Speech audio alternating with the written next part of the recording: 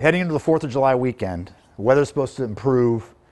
How concerned are you that people are going to forget the world that we're living in right now? Look, this virus is not done with us yet. And on this Independence Day, I'm really hopeful that people can celebrate independence from Britain, but also independence from this virus. And the way to do that is to be cautious this weekend, enjoy a weekend while we socially distance, while we wear a mask, and where we disable this virus. This virus does not have legs. It can't travel.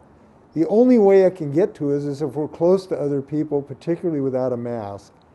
So this could be a very dangerous weekend, not just because of fireworks, but because of the spread of this virus. We have seen that after Memorial Day.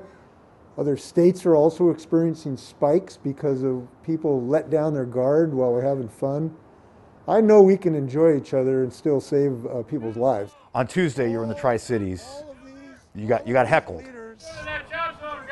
Are you worried about people losing faith in masks, social distancing? That was definitely what we saw on Tuesday, I think. No, I'm not. There's actually good news from Tri-Cities. It was not reported by one of your competitors, but there's a lot of good news.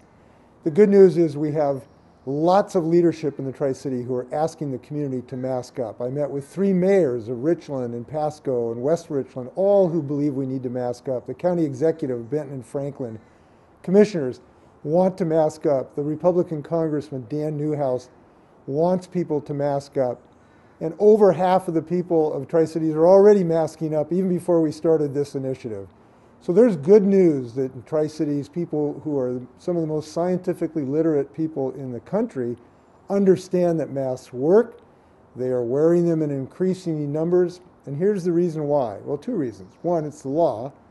But number 2, people understand when we wear a mask, it shows we care about our community.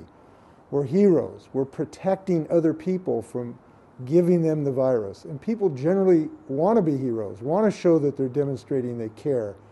And they are doing it in increasing numbers. And here's the good news. We're showing some evidence now that this may have already been helping us in Yakima, for instance, where we've increased the mask usage. And we think there's some evidence that we may have started to slow down the spread of the virus. Lastly, I want to just talk about Seattle.